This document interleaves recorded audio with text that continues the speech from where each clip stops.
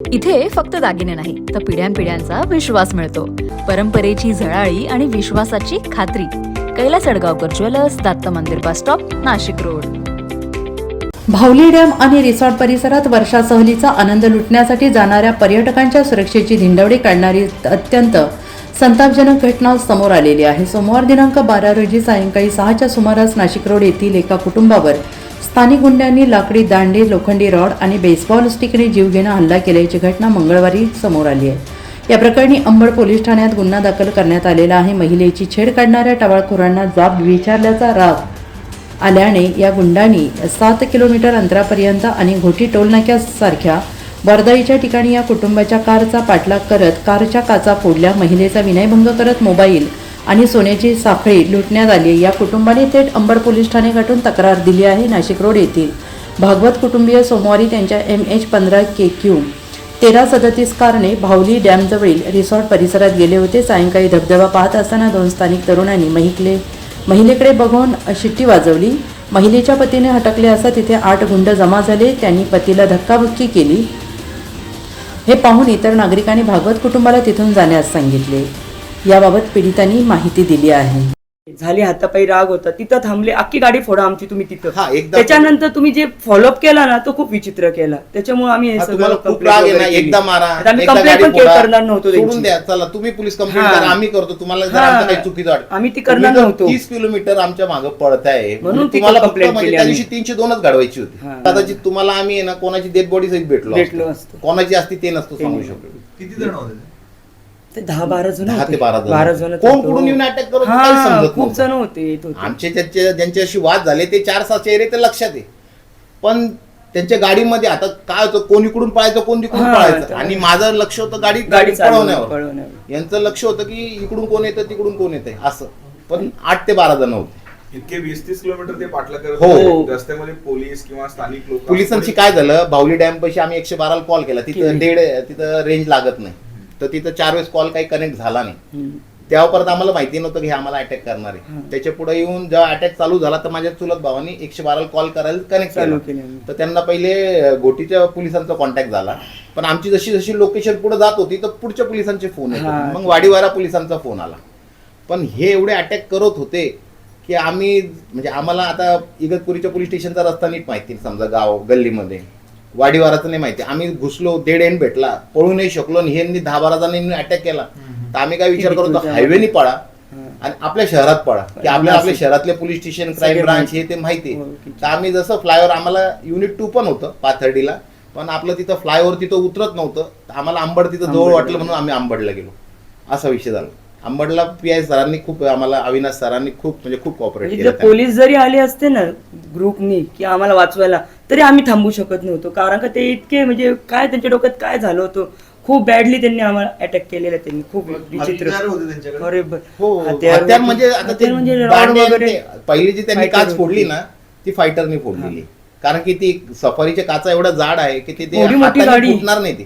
ती पहिले फायटरनी फोडली, मग दांडक्यांनी फोडल्या, त्याच्यानंतर जेवढ्या फोडल्या बेसबॉलचे दांडे आणि दगडांनी फोडलेले. पुढच्या काचेला तर दगडच टाकलाय. तो व्हिडिओ काढता म्हणजे आम्ही काढूच शकलो नाही. आम्ही इतकं घाबरलेलो होतो तेव्हा. नाही, दुपारी पोलिसांचे राऊंड झाले. म्हणजे मी तुम्हाला सांगतो, मी पोलिसांची व्हॅन येताना व्हाईट कलरची व्हॅन आहे, त्यांनी माझ्यासमोर 2 वेळेस आहे ना हॉर्न वाजवत गेले. ते आम्ही आमच्या घरच्यांचा एवढा विषय झाला की पोलिसांची चक्कर मारता खूप छान आहे. पण पोलीस दर 1 मिनिटाला तिथं उभी राहील आणि दर एवढ्या हजारो लाखो पर्यटक येतात त्यांना संरक्षण देईल असं पण मला नाही वाटत होऊ शकतं. पण आजकाल काय झालं, हे स्थानिक हे जे आज लहान मुलं यांच्या गुन्हेगारीचं जे हे वाढतंय, खूप विचित्र वाढतंय की यांना आहे ना कोणाला मारून टाकणं म्हणजे एकदम सोपा खेळ झालेला. वाद छेडछाडीवरून झालं की अजून छेडछाडी बाकी काही दुसरं काहीच नाही. म्हणजे आम्ही ना त्यांच्या टपरीवर काही सिगरेट घ्यायला गेलो ना, पान टपरी आपलं काही वेफरच्या पॅकेट काहीच, म्हणजे आमचा त्यांचा काही इश्यूच नाही. आणि त्यांचा पण संबंध नव्हता तरी ते मध्ये आले. काय झालं, जे 2 मुलांनी छेडछाड केली इचे त्याचे वाद झाले, काहीतरी यांचं घडत होतं. मी तिकडून काय झालं, हे सर्व पुढे गेले तर आमच्याकडे जे आमच्या बॅग्स होत्या आम्ही घेऊन येतोय. आणि आपल्याला असं आपलं काय UP बिहार मध्ये थोडी की आपण आपल्या बायांना बरोबरच घेऊन चालू, बुरख्यामध्ये घेऊन चालू. ते पुढे गेले, मला दिसतंय की काहीतरी वाद होते, तो मी पळालो. म्हटलं काय झालं, ही म्हणते अहो हा असं. म्हटलं काय रे, मी असं त्याला हा. चल निघ ते म्हटलं, निघून गेले नॉर्मल इथं विषय संपला होता पूर्ण. तर ते मान खाली करून निघाले. निघून गेले. मग हे आले, काय झालं अरे दुकानदार म्हटलं होते का? हा हे तिथलं ती दुकान आहे ती MH47 येलो नंबरची नंबर प्लेट आहे ती. तर ती दुकानदार होते, तर त्यातला एक आणि त्याच्या पुढे 4 जण आले. काय झालं म्हटलं, अरे लेडीजला छेडछाड करत होते, पण तुम्ही मारायला नाही पाहिजे. अरे म्हटलं मारलं नाही, म्हटलं त्याला टच केलं. टच केलं निघ बाबा. नाही, पण तुम्ही असं नाही करायला पाहिजे. अरे म्हटलं तुझा काय संबंध, ते जर बायांशी छेडछाड करता तुझा काय संबंध येतोय. ते म्हणे, चल निघ, नाही म्हणे, नाही तू नका तुम्हाला डोकं बघावं लावू लागेल म्हणे. असं बस. तसं. तर म्हटलं जा. आता काय झालं, हिचं पाहून मी घुसलो, माझा पाहून माझा मुलगा आला भांडायला. सगळेच मग. तर काय झालं, आजकालचे मुलं थोडीशी यंग, तर माझ्या मुलाला वाटलं माझ्या वडिलांना मारता काय, मग तो मध्ये पडला आणि त्यांना काटलं लहान मुलगा आमच्यावर हात उघडतो काय, ते त्यांना तो ego इगो पॉईंट झाला झाला. तो. तर त्यांनी आम्हाला धक्काबुक्की केली, आम्ही त्यांना केली. तर आम्ही काय केलं, त्यांचा व्हिडिओ काढला, तिथं पण थांबलं होतं. त्यांनी पण आमचा काढला, आमच्या गाडी गाडीचा आम्ही त्यांचा माझाही काढला पण त्यांनी, तिथं काढा. जी पब्लिक फिरायला आली होती त्यांनी सांगितलं की सोडून निघा द्या, बुवा, निघा, सोडा. जाऊन द्या. आणि तेव्हा पण आमच्या मनी ध्यानी नाही की हे एवढं काही विचित्र करू शकतं. तर तिथं मग आम्हाला क्राईम PI अविनाश सर भेटले, त्यांनी खूप कॉपरेट केलं. तर त्यांनी सर्व गुन्हे वगैरे दाखल केले 0 FIR आणि मग रात्री आम्हाला इगतपुरीचे PI बालकसाहेब भडप त्यांचे कॉल आले, त्यांनी खूप सहकार्य केलं. दुसऱ्या दिवशी त्यांनी फोन केले. मग काल आम्ही ऍडिशनल SP मॅडम आहेत बिमला मॅडम, त्यांना भेटलो.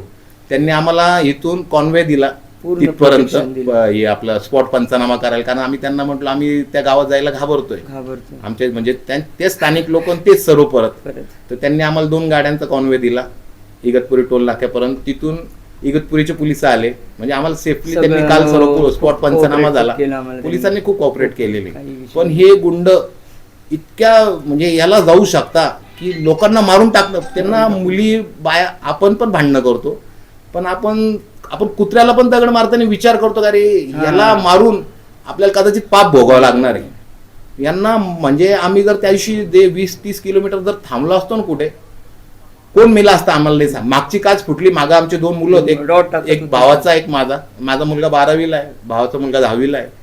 मध्ये माझी वहिनी, माझी बायको, माझी मुलगी, त्याची मुलगी, पुढं मी आणि तो, आणि सर्व काचा फुटेल. इकडून दगड लागला तर तो त्याला लागतं, इकडून लागला तर मला लागतं, मागं लागला तर यांना लागतं, मागं लागला तर मुलांना लागतोय.